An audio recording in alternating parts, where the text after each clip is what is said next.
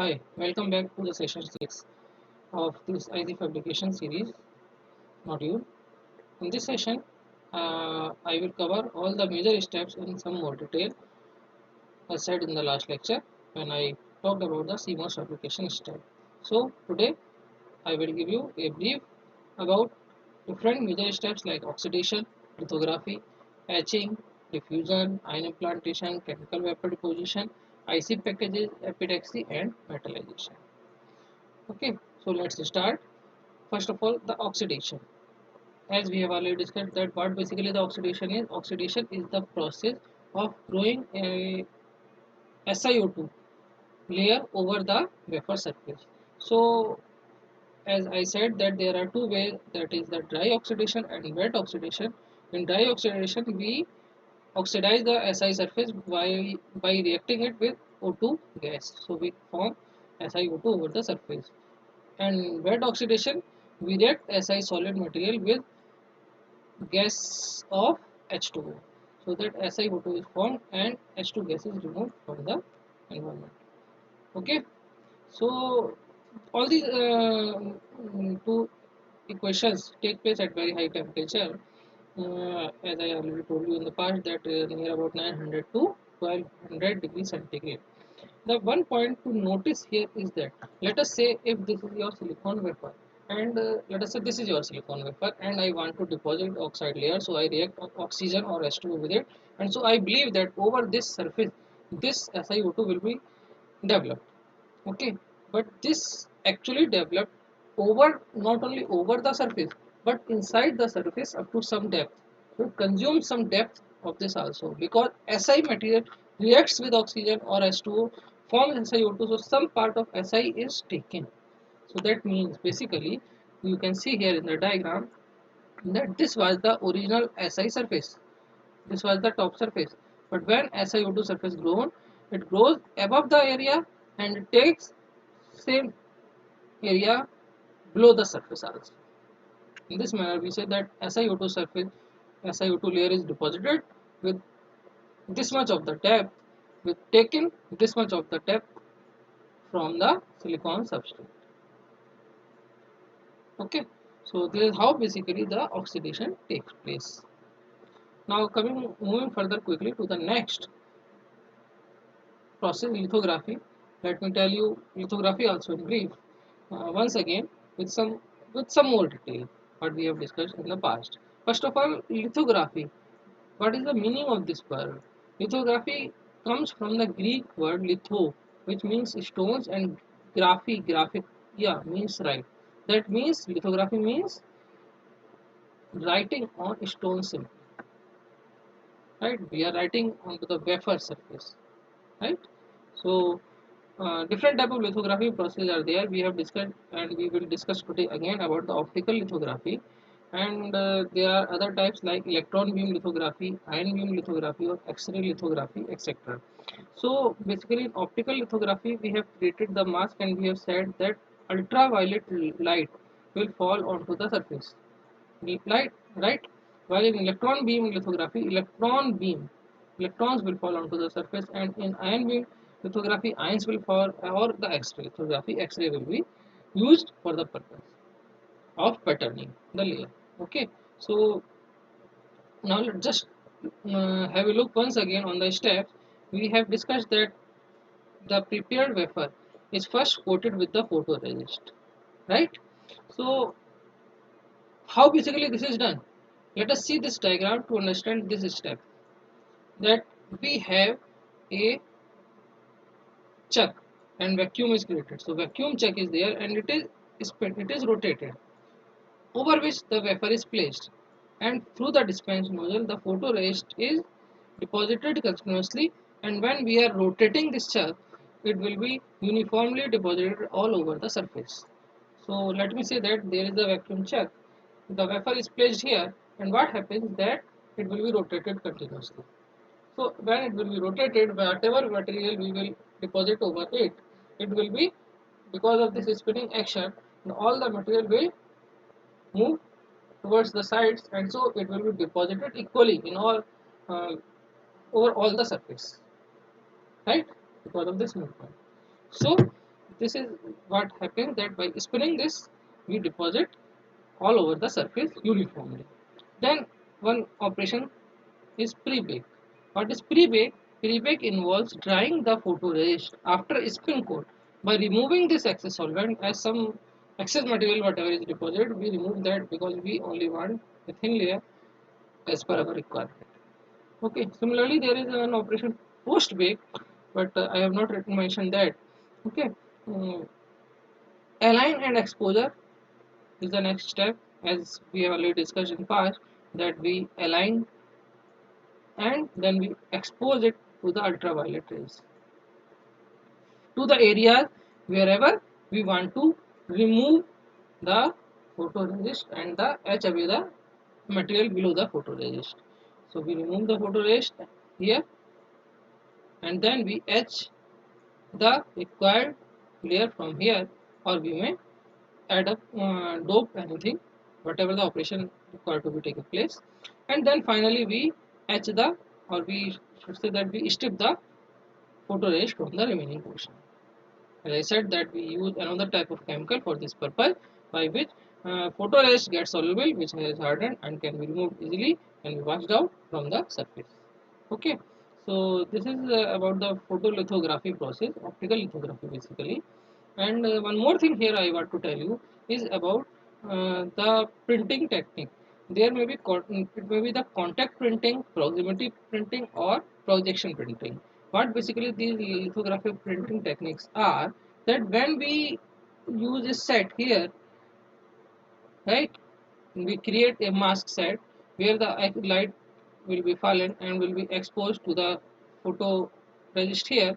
What basically we do, that we put this set just over the surface of the photoresist, so it is in contact with it, so we call it as contact printing, right?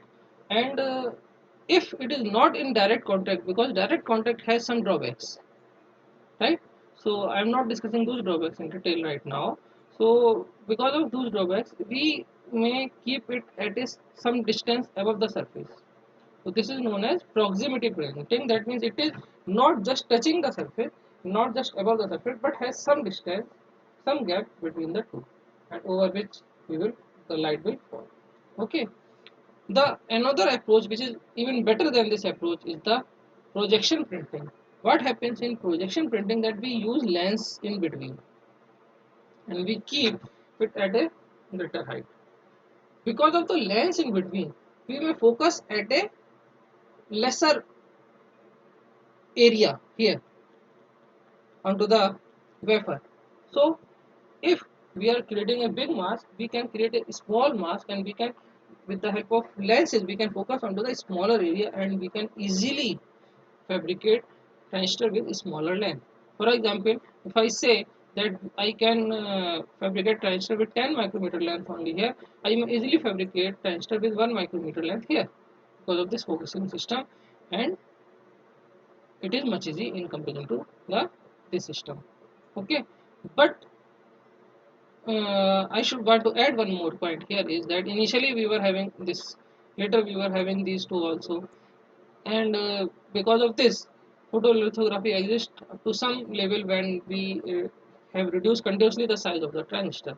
But at this stage now in 2020, I can say that photolithography is almost obsolete, because when the transistor is of 7 nanometer size or 10 nanometer size, okay, photolithography is not much possible. We have other options like X-ray lithography, widely known as electron beam lithography or ion beam lithography. These options are possible, and few more options are also have been developed. Okay, so lithography concept remains same. Only the difference is that in optical lithography, the ultraviolet light falls, while in electron beam lithography, electron falls, right? And some more features are there different from this, but the main concept will remain same. So one more point here I want to tell you about the lithography is that I told you that there are two type of photoresist, positive photoresist or negative photoresist. What is the difference? I told you that exposed areas, in positive case of positive photoresist, exposed areas washed away, in developer to form holes, right? So when light falls, the exposed areas get soluble and can be washed away. While in negative photorays, whatever the exposed area is, that becomes hardened, and so the remaining portion can be washed away. Okay, exposed areas remains after develop to form pores. So we may use either positive photoresist or negative photoresist, and depending upon what we are using, whether photoresist is positive or negative, we create mask accordingly. Okay, so this is about the lithography. Now let us move further and discuss little bit about the etching process. Etching means just removing some areas which we want to remove from the wafer surface. Now, first of all, etching may be isotropic or anisotropic. When a material is attacked by a liquid or vapor etchant, it is removed either isotropically. Isotropically means uniformly in all the directions, or anisotropically, that means uniformly in vertical direction.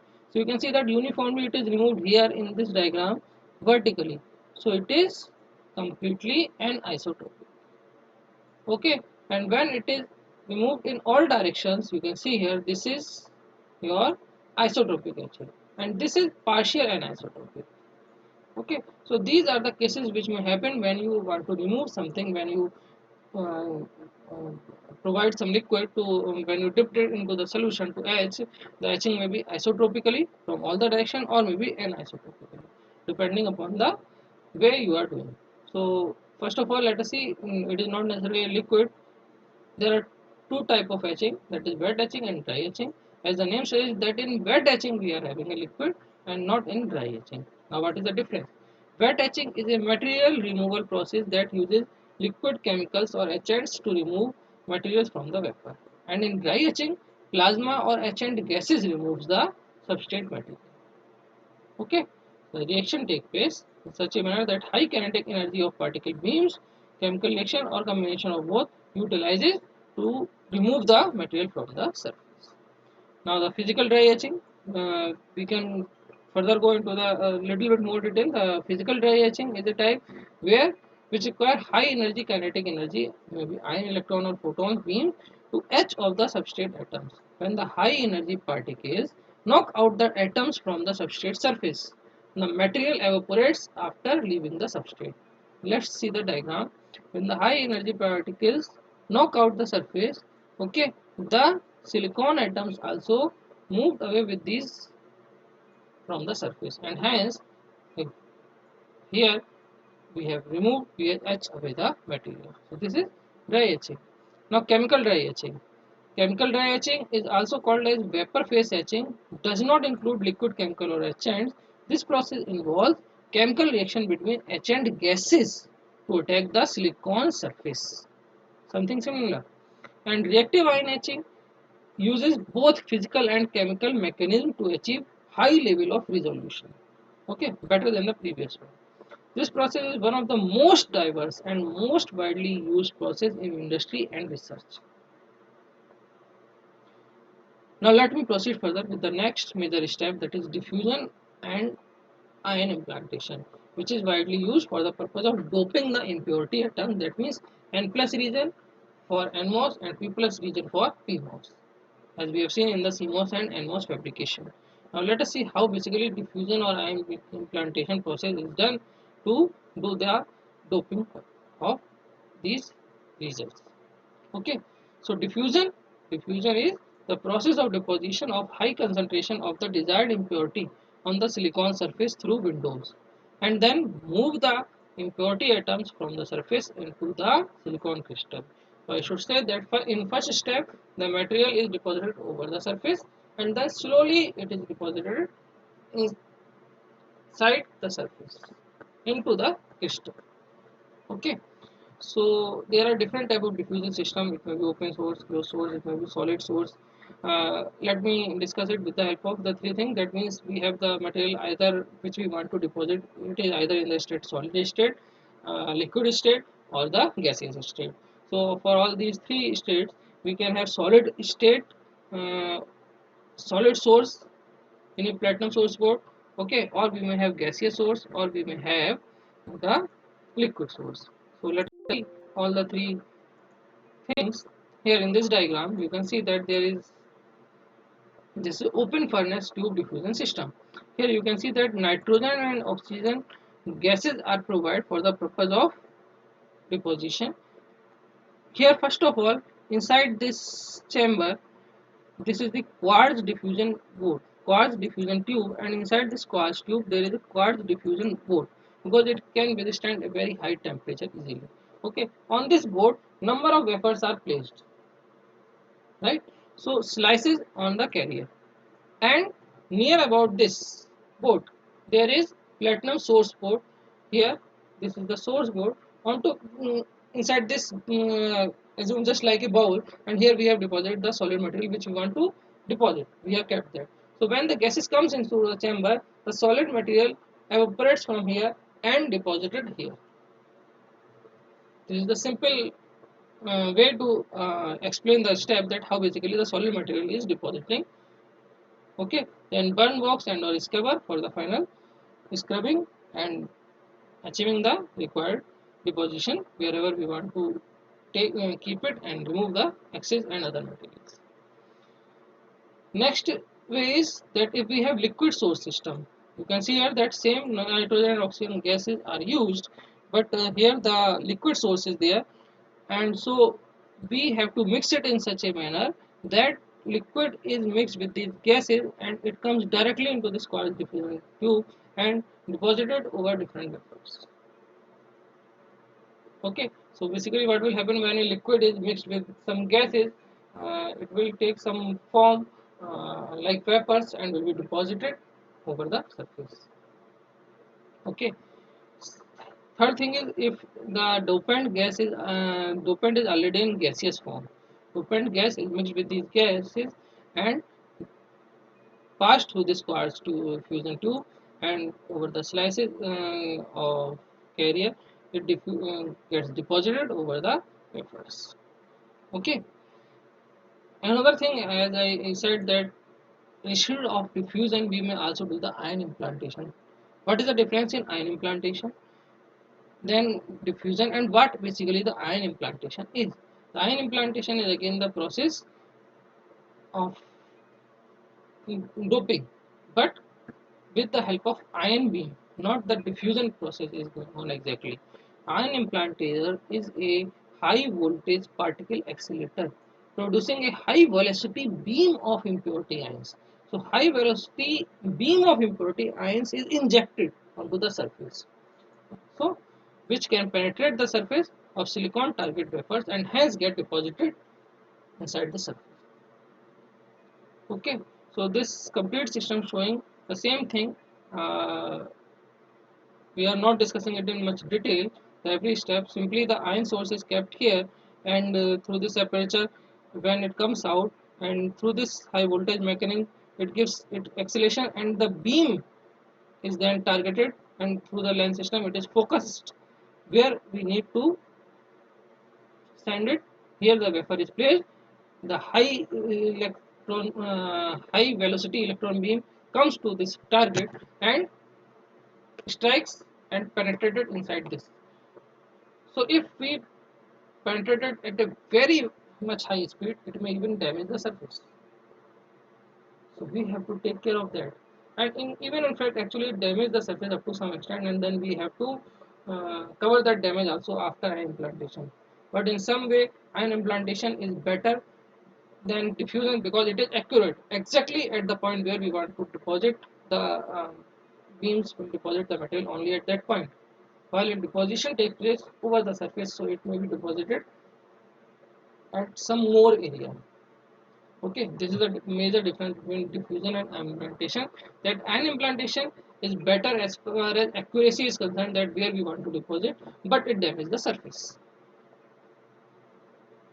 and then we have to cover that damage also at a later stage after ion implantation. Now let us proceed further. The next step we will discuss is chemical vapor deposition.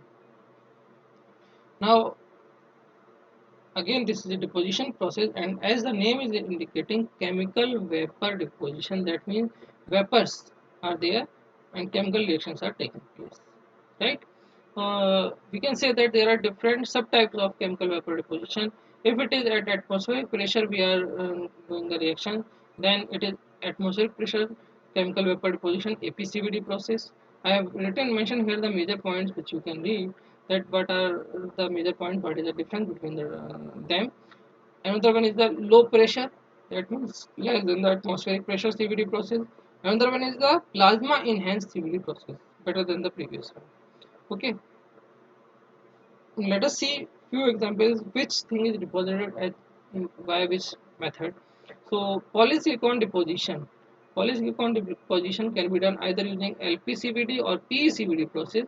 The simple reaction is that SiH4 gives us at 600 degrees centigrade the silicon polycrystalline silicon structure deposited and hydrogen gas emerges out. Okay, the other things are mentioned here, you can read. Silicon nitride deposition again can be done using LPCVD or PECVD.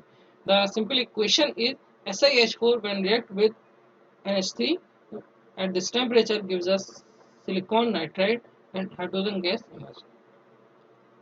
Okay, so this is just a brief introduction that what basically this process is, how basically the reactions take place, and chemical vapor deposition. You can simply say that using the chemical reaction, and the vapors are deposited over the surface.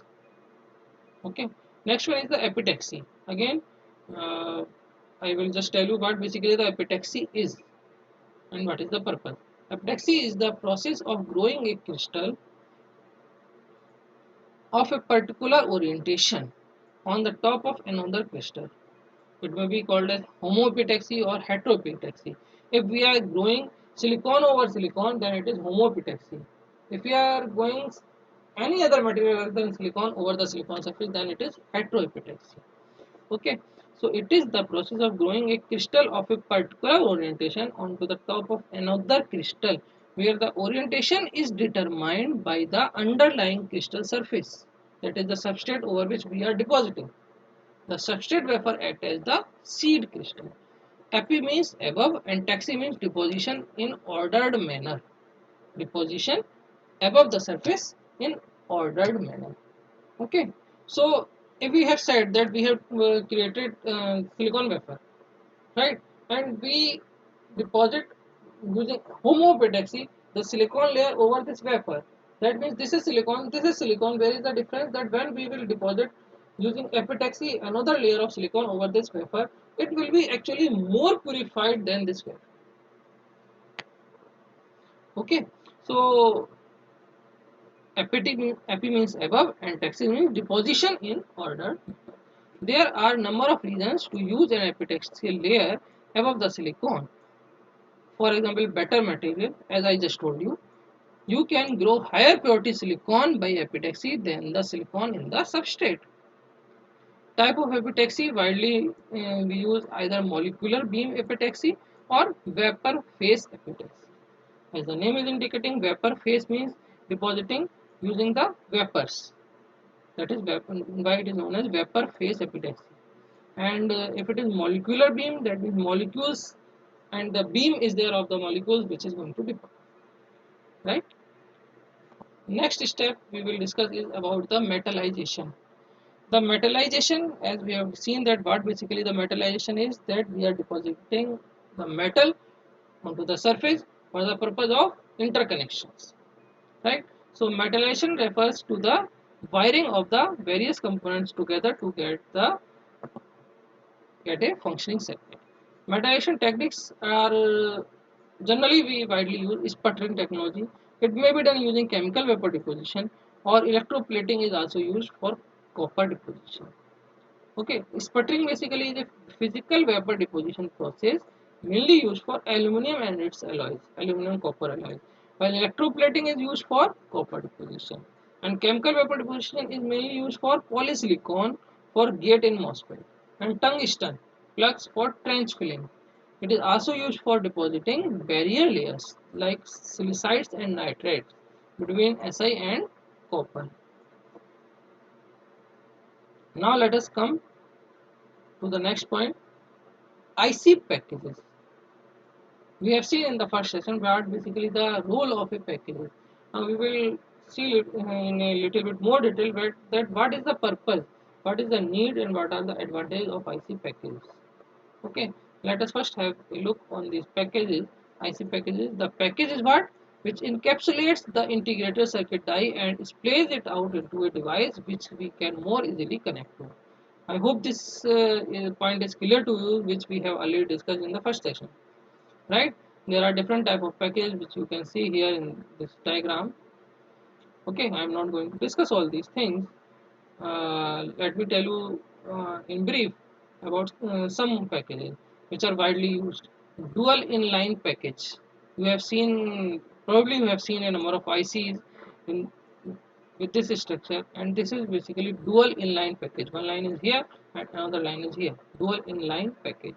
Here you can see another thing, surface mount SMT package. You can see that these pins are such that they cannot go through the PCB and cannot be soldered after doing the holes to the opposite side, right? So this is basically mounted onto the surface here, and then the connections are processed further like this.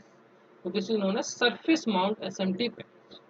Another way is ball grid array. You can see that the structure is in ball shapes.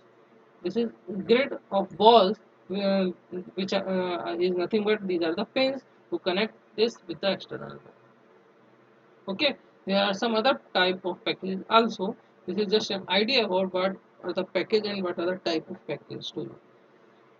Coming to the main point, that what is the role of package? Why a package is required? First of all, a chip is useless without a package because it delivers power to the chip efficiently. It transfers information into and out of the chip. We may say it is nothing but a space transformer. It draws heat away from the chip, most important point, and it protects the chip from outside elements. So we can say that why we need package, because first of all, pure silicon die is difficult to handle. Die is fragile and is very small in size. IC package is some sort of mechanical interface of the die and its environment. So it prevents it from damages during manufacturing like soldering and even the normal use. Whenever we use any IC, if we will use the core directly, that will be damaged within a minute or within a few seconds, until unless we will pack it properly. Okay, so IC package prevents the die from electrical stress also. Okay, EMC, ultraviolet light, X-rays, etc. This is all about the session. I have given in brief the detail of all the major steps. I hope you like it, and at a later course of time, if you will demand, I will give you more detail. Okay, thank you.